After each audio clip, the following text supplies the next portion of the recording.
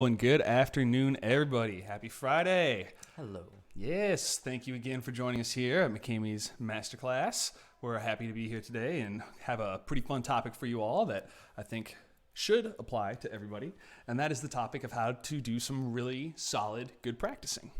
Mr. Evans, tell me, you were the one who thought up this idea for this week, and I thought it was a really excellent idea because just like so many things with the violin and viola and with any instrument, we all practice different ways going towards the same end goal. And while a lot of our different strategies will line up, sometimes we have different ones or more unusual, or I don't know.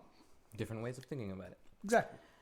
I think the first thing to acknowledge is that there's a difference between practicing and playing our instruments. Playing our instruments is so fun, and it's something that we do because we're enjoying it, and it's something you can do well after you've practiced. Very true. If you are practicing, there should be a very specific goal in mind, right? Like, today I'm going to practice my shift. And even more specific than that, today I'm going to practice feeling relaxed as I go from first position to second position. And you can just do this over and over and over. This would be really economic practicing. Versus just kind of playing through your school piece, for example, that maybe has a shift somewhere. And it just kind of doesn't work every time, and you just kind of play it and you're like, eh. Yeah. You have to be really specific about the goals. So I think that's a good place to start. I like that, specific about goals. Yeah, so as a jump start to this idea, we found a really cool video here from a violinist, Scottish violinist, whose name is Nicola Benedetti. And she is in her early 30s, and I believe right now she is living in Scotland still, or operating, but she has had a very, very full career ever since she was about 10 years old. I think she soloed with the National Youth Orchestra of Great Britain, something like that. And she's been soloing ever since. And ever since, she's yeah. Quite amazing, to be honest. And she's kind of like one of those Hilary Hahn types where she has all these different abilities and different styles in her pocket, but she's also a really nice person who loves to teach and is really good at communicating her knowledge and helping other people. So that's what we want to show you is a little clip. She has an awesome YouTube channel. Hopefully we don't get a copyright strike here. But we just want to show you and go through this video and talk a little bit about her core ideas about practice. Practicing every day for not too long, but with a concentrated mind, is the most intelligent decision you can possibly make. So many people will put off practicing the same thing regularly every day. They put it off to the weekend, or they just don't practice with a kind of routine. And I really think that is doing yourself a disservice in the end, because the practice will be far less effective if you're trying to do it all in one go, and you will feel the pressure of all that procrastinating that you've been doing all week, which makes you less focused and more stressed. With regards to the regularity of practice, I would also say don't practice for too long at once. Some of you may only practice for short amounts of time, but if you're practicing for longer than an hour and a half in one go, I would say generally speaking, people's concentration starts to dip. So give your There we go. I really want to talk about that point real fast because I think that that is so excellent to think that when we're practicing, it's not about the time, it's about the concentration. And if you are not able to really focus on what your task is, you're not really getting any good practice in. Exactly. If you don't have a task, essentially. Like if you're saying, I'm going to practice, okay, well, what are you practicing?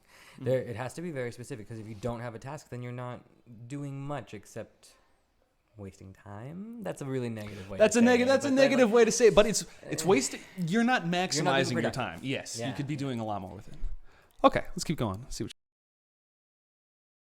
yourself a little break, just step away from it, and then you can come back to what you're doing.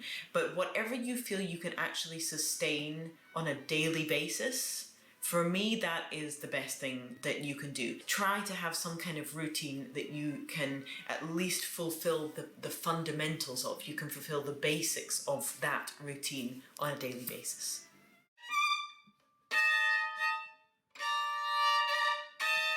Right, we have put together a quick checklist of things we think that you can conceivably touch upon on a daily basis. This might sound like a lot of different concepts, but I've really thought about it and reckon you can do each. Let's just stop for a second and look at these, because that's a lot of. It is a lot visually. Visually, it's a lot. And a lot of these things I know are probably going to all fill together. But, okay, calm and focused mind. All right. I've heard of that before, just centering yourself before you practice. Concentrating on your sound. I tell all my students that that's one of the big things. Tone triangle, focus on your sound. Weight. I kind of put that as part of a sound thing. Trust. I think she might be talking about physically the body. She's really into yoga. She's really into how our posture is meant to be absolutely very natural. And when you stand, you don't stand in a certain stiff kind of way kind of thing. I think that's what she's talking about. Okay, we'll see. Okay, intonation, listening. Nice related things. Where's your heart? This is one that this is a unique thing that I have not heard from anybody but her that I really like. We'll listen to that. Repertoire, so covering things, the music that you're playing. Separate and simplify. I have a very strong feeling that's going to be my word, isolation. And then we've got calm attitude to the hardest parts. Yeah, I can agree. It's easy to get frustrated when you're practicing something very involved. Okay, let's listen a little bit more. Each of these, even if you only practice for 15 minutes a day. Now, if your practice time is super limited, you can maybe just pick, for example, 2 or 3 of these points, or maybe on one day you can only do a few minutes of focusing your mind and then just focus on intonation for the rest of the period of time that you practice. But I would suggest let's try out for an entire week to touch upon each one of these subjects every single day.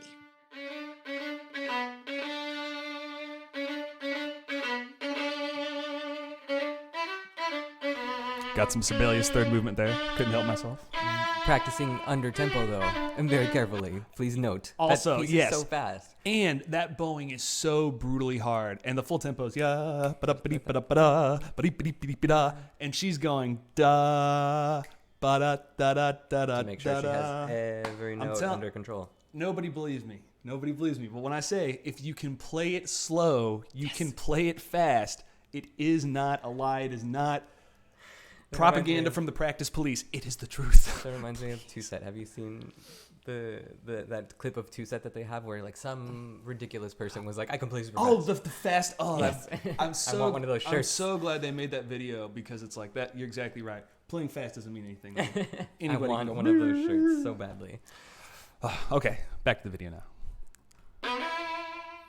A calm and focused mind. I want you to take a second to be completely silent and still with your instrument. I want you just to feel its weight and the texture and material of the instrument, and just take a quiet moment to really think about what you're about to do.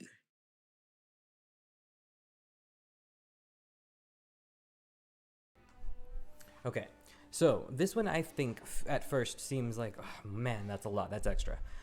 I can see how it might seem this way at first, but in my musicology courses, in my ethnomusicology courses in school, my professor talked about the word flow and this feeling of flow.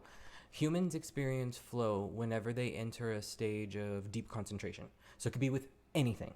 And she described it perfectly by telling us, like, okay, imagine those moments where you've been really concentrating on something to the point where somebody else might enter the room and you forget that anyone is even with you, and then you get scared because you're so focused on that. That's flow. That moment, that actual concentration of when you are really deeply invested into something is called flow. And she said that to access that, you really do have to be thinking like, okay, clear, stop thinking about everything else. Stop thinking about the snacks you want to eat. Stop thinking about brother and sister in the other room. Stop thinking about pets. Yeah. Just for a moment, just think, all right, I'm about to perform on violin. I'm about to practice violin. I'm really in the mood to progress. It's really important. That moment of flow takes it's like 5 seconds of just like, this is what I'm going to do. Yeah. It's very important. It's unbelievably important, especially right now. We're home so often. We're all together. You know, we're a house of 4 musicians, and it's very easy to get distracted, to listen to somebody else practicing in the bedroom next to you, or to hear 2 people sight reading music out, and you don't want to practice, you just want to play music with them. It's hard to stay focused, but exactly like Mr. Evans is saying, if you can sit down, calmly plan out what you're going to do, and just have 30 seconds of zen. You know, my mom, she's a big proponent of this. When she was having health problems many years ago, doctors told her breathing exercises, control your heart rate, do all this stuff. totally works. Totally works. And all it is are simple things like if you do 3 seconds in, hold for 3 seconds, 3 seconds out through the mouth. Scientifically proven. If you do that for 30 seconds, it will reduce your heart rate, calms you down. I use that before I perform when I'm really nervous about something. I'll always do breathing if I'm sitting up on an orchestra stage, getting ready to play after I warm up. I'll just sit there and think about all the spots that gave me trouble and how I have fixed them and how I'm going to focus on the musicality and how I'm going to really try to, focus on playing in a group, those kinds of things. But yeah, also one last interesting thing that I wanted to mention about this, because she was talking about feeling your instrument and knowing all those different things. Last week and a half ago, Mr. Evans and I did a little experiment where we tried to make a video for you all showing how these mini instruments that we were trying out all sound different. And while you can tell a little bit, it's kind of hard. Through the audio. Yeah, through the audio. You can see with the instruments, but it's hard to tell how different it was in real life. But when we were doing it blind. And so he's just handing me violins. And when he hands me my violin and I put it up, I was just like, I know what you are. I remember that feel because it's very strange. Violins all look kind of the same from a distance. Maybe they're a little bit different color, but they absolutely don't feel the same, and they're off by a little bit from each other. So just your relationship to your instrument's very special. Yeah. You eventually get to know it so well that you feel a real connection. I mean, at least I do in a nerdy way. I feel like my violin's definitely alive. I love my violin. Yeah, I mean, it's fun to play other people's and to hear it, but then after about 15 minutes, it's like, where's mine? Okay, give me mine back. Okay, let's hear the next practice point. What is music without sound, and who are we without expression? Time spent on sound is never, ever a waste of time. I think I've said that before, but it's worth repeating. So I would say spend at least 10% of your practice allowance just thinking about and listening to your sound. Open strings, simple melodies, nothing complicated or too challenging. Just feel the vibration, try to make the sound clearer and more beautiful and more personal and more sincere and more comfortable. Yeah, that is what I'm talking about. I love that. The first time when I went to my master's degree in Colorado, one of my professors there, Margaret Gutierrez, wonderful teacher. She taught me all about whole bow warm-ups and playing on open strings. And at the time, I had such poor bow technique that she, in a very, very nice way, said you need to stop and just work on your bow for about a month. But I took her seriously, and I really worked on finding that sound. And while I still had to work on it until I got to Texas here, that was my first real experience of feeling like I was getting better at something, because I've always struggled with crunch. I'm, kind of a big guy. I try to muscle the violin. You can't do it. Impossible. You have to learn how to pull and how to control, the spinning of the string and the bow. So I really love that exercise, because everybody can use working on their tone. And you don't have to do like I did, where I had totally dug myself into a hole for years and I had to spend a month doing it. If you do it right now for 2 minutes, 3 minutes, like she's saying, my goodness, that'll really, really help. I want you to feel the weight of your arms and the weight of your whole body and your whole being. So if you plant your feet deep into the ground, not just sitting on top of the ground, but like imagine they're actually connected to the floor. And if you just kind of bob up and down a little bit and just try to breathe, like breathe in and out calmly. It's amazing how often we forget to breathe. Feel with each out breath that your arms are as heavy and as calm and as comfortable as possible. Trust. Yeah, I like that one too. I want to try that real fast, just because I've done this kind of stuff before, and it's weird if you really do think about, like, okay, I'm not just standing here. My feet, I've got some bend, I'm planted, I've got a strong base, but at the same time, I'm fluid. It's like how they talk about with singers, never lock your legs because you'll fall over and pass out. It's the same idea, but I like that, finding a position to keep your feet flat, but bring your chest up and your shoulders down and just have that positioning. You have to feel centered, but also you have to feel like you're consistently moving. You know, to create sound, and the definition of sound is something that's always happening, like a vibration that's always happening. So it would make sense that while you're playing, you should always be in some way kind of moving a little bit, like maybe not to the beat, because a lot of time we have like it bum, can bum, cause problems bum. later. But you know, if you are aware of it, you know, I have many students right now who are naturally, and I just don't say one word to them, they are naturally figuring out how to move their body, not down and up and down, but you know, they have a musical way of doing things, and they're moving with the beat, but they're not letting it dictate how their bow works. And so I think that's another really great component of all these warm-up ideas. And I love how the flow of this is going so far, how we have the centering, and then we have some whole tones, and then it's like, okay, let's take a break away from doing these whole tones and relax a little bit, find another center. Now let's see what this next one is. Trust. This might seem like a little bit of a strange one, but if you actually spend a minute thinking about actually trusting yourself and that you and your hands can work out what to do, it can help so much for you to be as intelligent as possible with your decisions. So try not to approach practice with anxiety and I can't do it or I don't want to do it. Try much more positive and trustful thoughts. Intonation and Yeah. I have, and I am not going to name names, but I have 2 students right now that I have talked to many, many times saying, you need to trust yourself more. You know, you've done the work, you've done all the technical things, you need to think it through and just know that you can do this. And if you make a mistake, then fix it. You've gotten this far that, you know, if a teacher ever tells you to trust yourself, or if you ever are doubting yourself in that way, then we got to figure out a way to get around that, because she's exactly right. This really allows you to have good practice if you think that you can do it and you believe you're going to have good practice. Yeah. You also have to keep in mind that at the end of the day, this is always supposed to be fun. And if you don't trust yourself, if you're consistently telling yourself negative things like, oh, I'm not good enough, or I can't get this down, or I can't get this part, you're definitely not having fun. You're putting pressure on yourself to have this kind of like perfection that is just non-existent for anybody. So you have to be having fun and tell yourself, like, every day you get better, little by little. That's the only way to do it. And just have an experiment with your instrument. See the sounds that you can and cannot do, and trust that your goal is going to be reached. Trust yourself and know that even if it's not perfect, it's still happening and you're still making it towards a better place all the time. Yeah, agree. listening. To play in tune, you have to listen really, really carefully. And actually, one of the most helpful lessons I was ever taught was to just get 1 or 2 notes unbelievably in tune. So they have that ringing, like shining and glowing quality to them.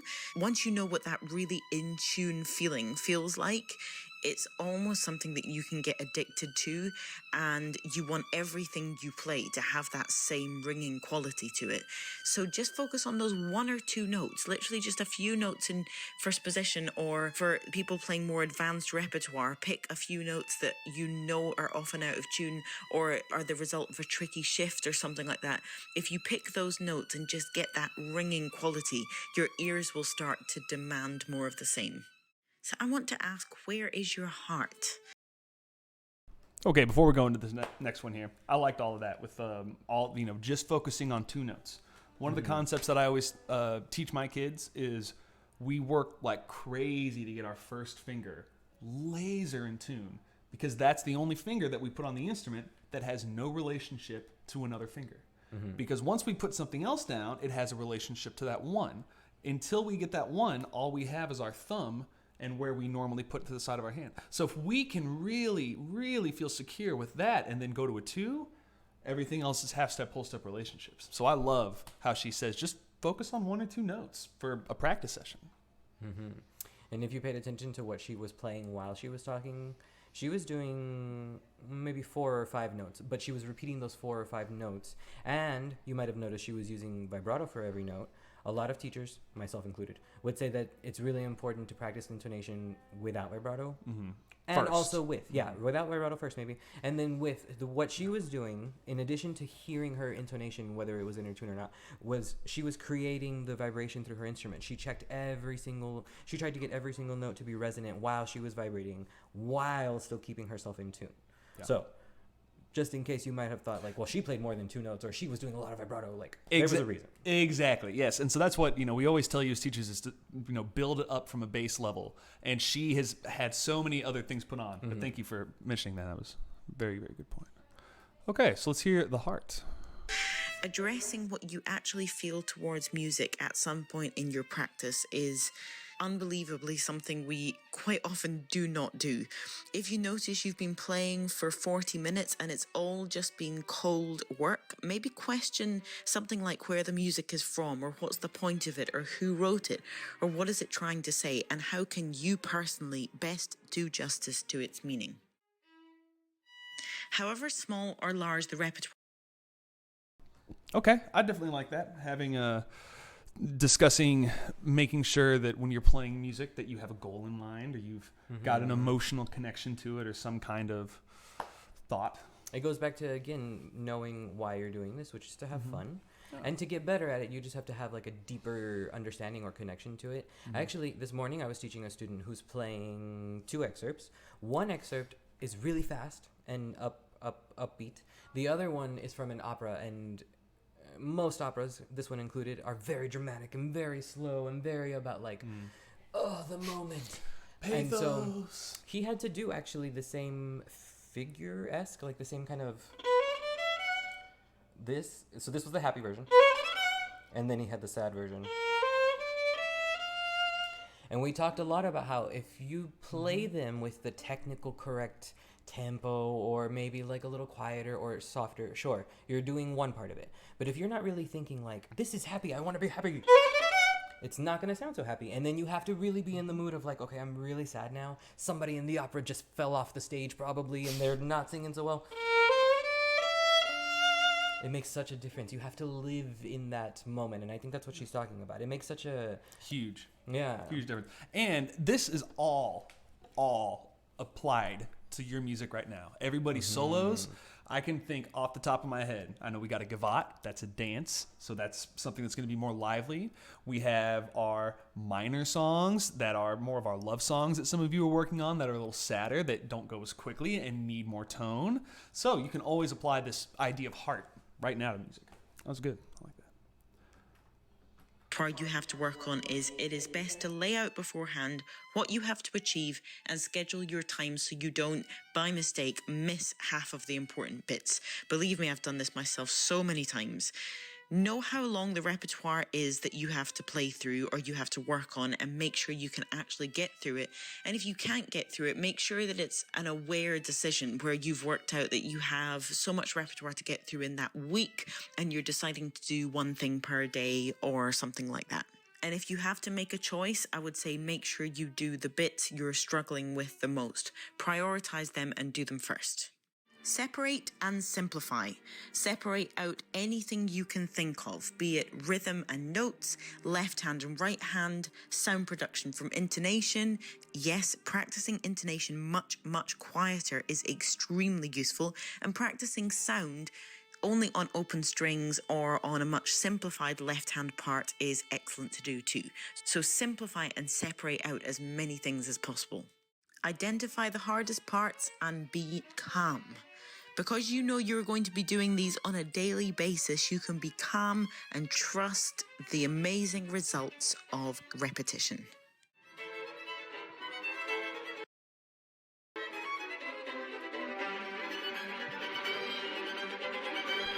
All right, this looks like the same stuff here. I'll just get this back because I want to see that big, long mega list. There we go. Okay, so this is that 15-minute review here, or if you have 15 minutes a day, being able to touch on all these things. So we've got our calm and focused mind, thinking about our sound, thinking about our body weight. That was a good call, Mr. Evans. Thinking about trusting ourselves in what we're going to practice, really focusing on our intonation and listening. Where's your heart at? Why? So those first 5, those are the most important things. And then I would say you could skip down to 8 and 9, because with 6 and 7, that to me is a little more advanced. Yes, you do need to know what your repertoire is, always have that organized out. But when you are doing Where's Your Heart, that is usually something I feel like that comes later, a little bit later in the music making process, to the point where I know how to play the music with the right notes and rhythms, and now I want to start adding a little bit more in there. Good. Then separate and simplify. Another way to say isolate your problems. Try to get it just down to one thing you're working on. And then this calm attitude to the hardest parts, I think, is another really, really great way to go. Because just like you're saying earlier, if you're not having fun, if you're not trusting yourself, that's not good. We want to not only share this wonderful music with other people, but we want to enjoy it too. Mm-hmm. So being able to look at something that is new, usually it's not even something that's so difficult, it's just something you've not done before. And that can make it seem more difficult. And if you just have a good attitude about it and you just approach it in little 5-10 minute bursts, that really makes a huge difference here. Something that she talks about a lot, guys, is, well, without directly saying this, is the mental practice part of it too. What she has in number 1 being calm, number 9 being calm, even number 6, where's the heart? That's another way of saying, like, make sure that you're thinking about what you're doing. Make sure that you're telling yourself good things. Make sure that you're in the zone. Achieve flow. That you have to have like a little, I like how she did this, like a little calm sandwich here. Like start calm, end calm. Yeah, let me go back so that they can see that list again. Oh, yes. Yeah. Start calm, end calm. Start calm, end calm. It's a good. It's a good little sandwich, and then in the middle, there's a little moment of like, think about why you're doing this. Enjoy what you're doing. It's really important because mental practice is equally. It could be for some moments more important than the physical practice. You have to really go in with the right frame of mind. Nobody can go into any kind of environment telling themselves like, oh, I'm not good at this, and plan to succeed. Yeah, that's very true. That's not going to happen. You're already like telling you've already yourself defeated yourself. Yeah. So always get your violin out, say good morning, wake up with it, and say, all right, we're going to get something done today. And to prove to you guys that this does work and this does give you a very nice calming zen, we're going to go through a little bit of that for you right now. So we're going to use her whole 9-point checklist, and we're going to practice a little bit, not a ton, but a little bit of 2 different etudes here.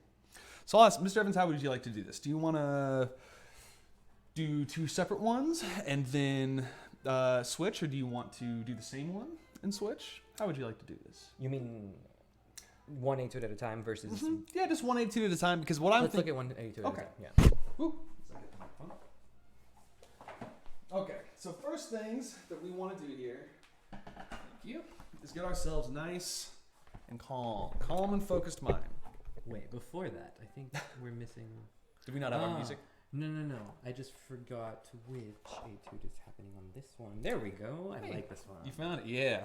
Oh, everybody likes this one. Sorry, guys. Not true. Okay, so this is Kreutzer number 12. So this one is all arpeggio skips that just skip every 3 notes all the way up to the top and over and over and over in different keys. Okay, so to get myself all warmed up, I'm just going to take a second just to do a little bit of breathing exercises here before I start playing. So I'm going to do 3 seconds in through my nose. Hold. And then release out my mouth. While I'm doing this, I'm also letting the muscles in my back relax.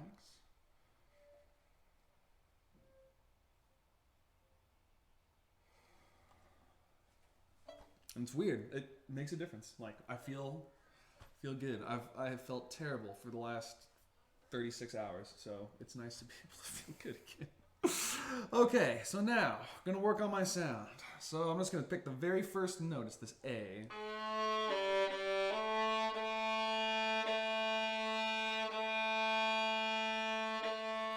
Okay.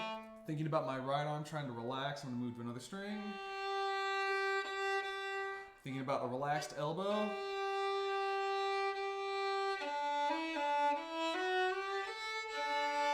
That'll help. I was like, I thought this felt hard. I promise you I tuned before.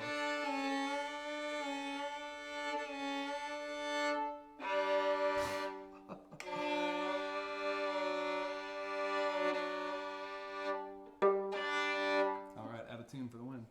This is another good reason to warm up. Check your instrument tuning. Okay, let's try that again now. Okay, I'm actually going to combine 2 things now. I'm going to keep working on my sound, but I'm going to think about my weight too. I'm going to think about where my body is.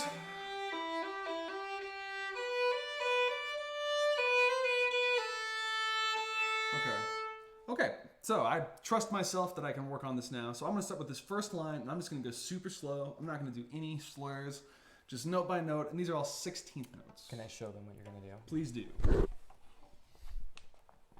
Okay, so just a quick glance, guys. You'll notice lots of 16th notes. It looks kind of fast, so obviously, when you first look at it.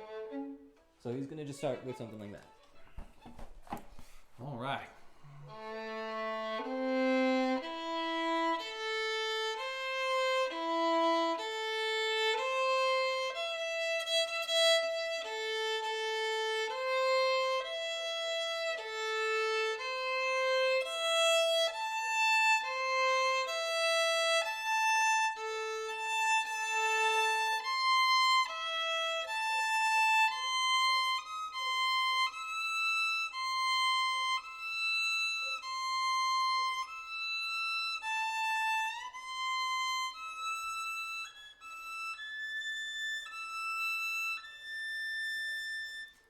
Okay, so that was 2 measures. And in that 2 measures, I was satisfied with my tone production for the most part. E string wasn't as good, but I was really getting caught up with my intonation. And it started at the end of that first measure.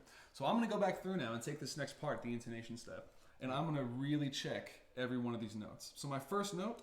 I think it would be good to, when you start your practice, tell yourself, what is my goal right now? So... True. I felt that while you were practicing inside, Mr. McKamie was thinking, oh, I'm thinking about intonation. So that's why he kept checking intervals between notes. He was thinking, like, I'm going to make sure that the intonation part of it is solidified. He didn't try anything fast. He didn't worry about slurs. He didn't worry about making the notes really fancy. There was no vibrato. So, goal 1, figure out your notes, intonation. Thank you for mentioning that. That's perfect. So I'm going to do the same thing now, but I'm going to separate and simplify. So my first 3 beats were okay. It was the last 3 beats that were not so good. So I'm going to start first position, 3rd finger A. I'm going to check that with an A. I already know that's wrong. I'm flat. I'm going to move myself up. Now I want to get that A because that's an important shifting note.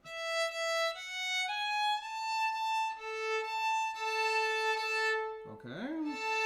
Take my fingers off. Okay, now I can keep moving. Was that the same A? I'm going to do it again to make sure. I'm a teeny bit flat. And now I'm a teeny bit sharp. Okay, now I can look at the next one. Ah, I didn't feel good about that C, so I'm not going to skip it up from A, B, C.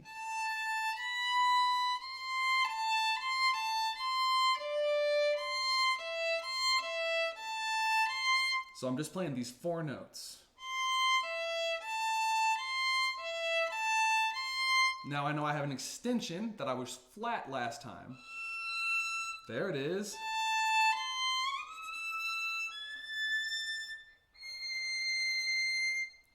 Things like that. So now I've gone through and I feel much better about the intonation. It's still not perfect, but I know now that I was shifting sharp. So I need to not go so high when I do my shifting. Okay, now I'm going to add one more thing. I'm going to add rhythm. I'm going to play it still slow, but I'm not going to take time between notes to go back and fix things unless something really crashes. Then I'm going to stop and practice it.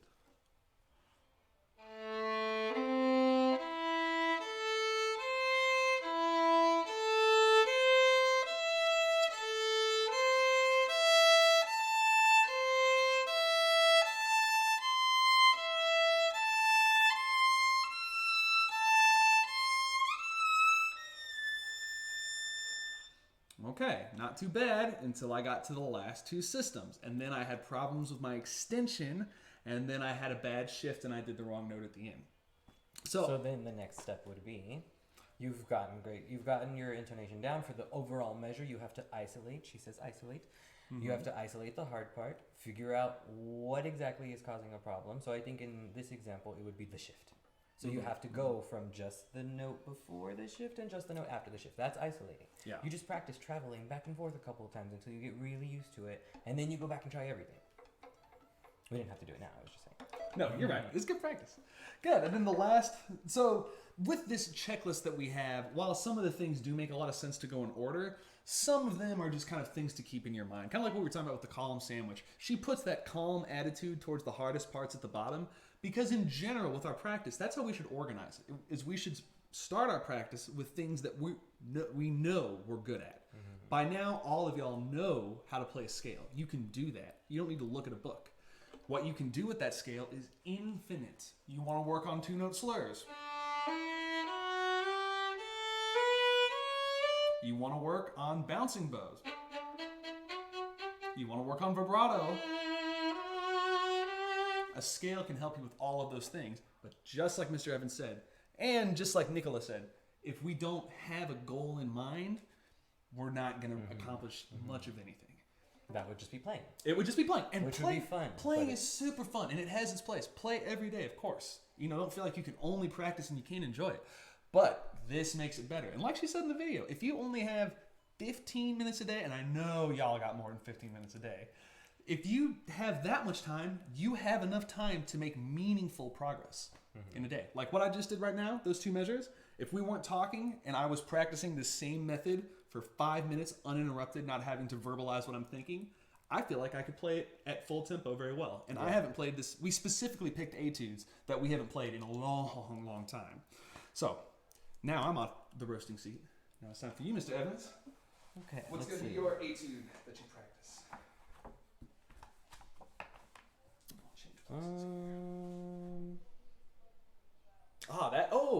Did you want to switch to violas? Oh, no. Okay. I mean, I can just, I will transpose it. So I'll show you guys. I'm using a viola book, but it's the same in the violin version. So you'll just see what kind of notes, what kind of etude it is. Okay, so if this was the very first time I had gotten this piece, I would deconstruct a lot of the things that I see and then build it back up again. So, for example, I hope you guys saw immediately there's groups of 16th notes all over the place. They have slurs. There are slurs all over the place. The biggest or longest note that we have is a half note, and the smallest is 16th notes. Okay. I'm not going to practice slurs right away because I know that for sure I would mess up the notes if I tried to read everything with slurs right away. So I would just immediately remove slurs. Then actually, I think something that goes in with separate and simplify or isolate, I think it's very important to find patterns in what we're playing because everything that's been made to play on your instrument has been made from a person who tried to achieve it first. The instrument is made for us to be able to do anything on it. So when you find patterns, you realize that maybe if I did 1-3-2 in first position, it's basically 1-3-2 everywhere that way. Maybe you might be smaller, maybe you might be bigger, but 1-3-2 feels the same up there as it does here. So patterns that I look at in this excerpt are all of the 16th notes. I would go through all of them and just play 16th notes. That was my first 4. The next 4 I notice is the same. Oh, just kidding. It is a little different. Starts the same. Next one. So let's take those 3 groups. I just practiced some 16th notes. I'm getting used to high 3s versus low 3s in some measures. I'm just getting used to the notes, playing them, checking for intonation and fingering. First group. Second group. Starts the same, finishes differently. And then the last one starts backwards. Instead of E string going down, it's A string going up. Alright, I feel good with the notes now. I figured out that they are similar. Am I going to try slurs yet? Not yet. Maybe I wanted to build a little bit of speed. So I want to jump in here real quick, just because since you don't have this music in front of you, just to reiterate what he's doing. He's picking the 16th note spots, not the quarter notes that he knows are not going to be a problem for him. Exactly. He's picking just right from the very beginning. He's isolating the hardest thing. The hardest thing in what we're going to play. Or what I think is going to be the hardest thing. I mean, looking at it, that looks like it's going to be the hardest thing. Yeah, because we're just looking at the first 2 lines here. So that's what we're trying to map out. So I'm going to all of my fast, hard notes first, figuring them out, and then I can go later and practice. And then in the very first measure, there's only 2 eighth notes and a quarter note. I don't need to look at that right now. So Now, maybe I want to do some speed, or if I wanted to do speed and kind of slur a little bit, you could do just 2-note slur just to build up. Rest. Rest. Rest. I put a rest in between everything because often I have students who are just doing this kind of thing.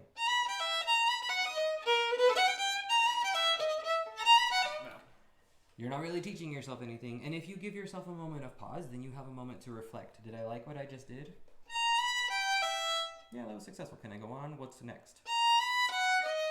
So, I found patterns. I practiced getting them maybe with some pauses back to back to see what the differences were. Now I can go back and now I can try some slurs.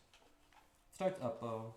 Maybe think about things like bow division now that we're including our slurs. You can't just use the same amount of bow for everything. So from the beginning, rest, rest. Now I have quarter notes. And it has a 4, meaning I have to shift. This is something that I'm reading for the first time, for example, and I notice there's a 4 there in a place that's normally where there's not a 4, which means I have to do a shift. I personally am not very good at shifts, so I know immediately that I need to tackle this. How would I know, Mr. McKamie, if I did those 2 notes in tune for the first time on my shift? How could I check? Well, let's look at what those 2 notes are there. So our first note is an E. Yes. And then we're shifting up to that C natural. Correct? Yes. Yeah. In violin clef, in treble clef. Yeah. We're having to go I'm back reading and forth alto here. clef. I know what Okay. to do with my brain. So yes, E and C. So maybe the first time you do it, you could do it in regular first position. And then you can try with 1/4.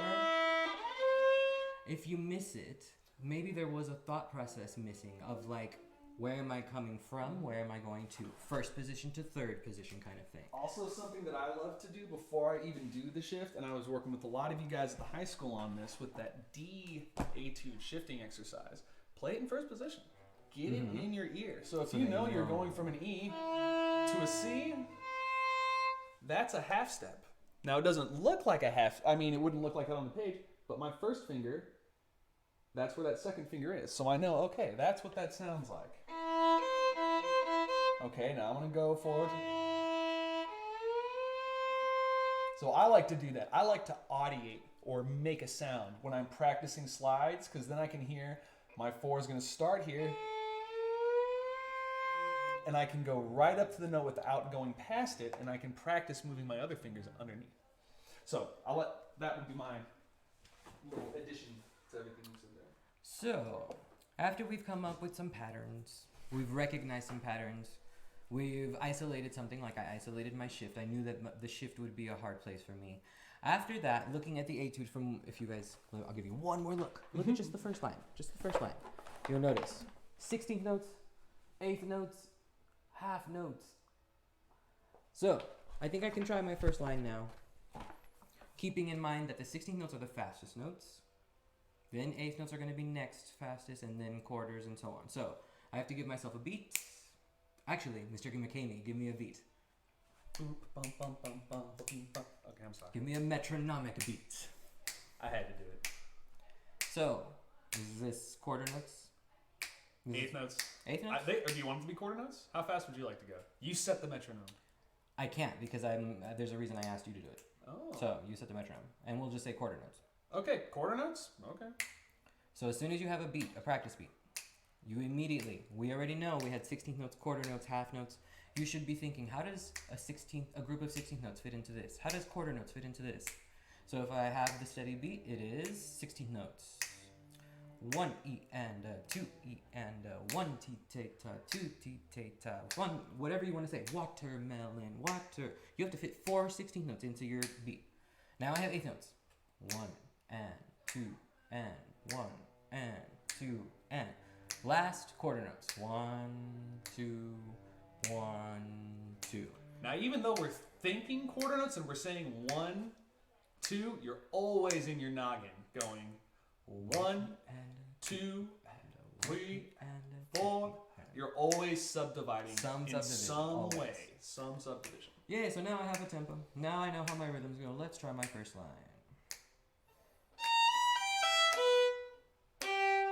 Shift.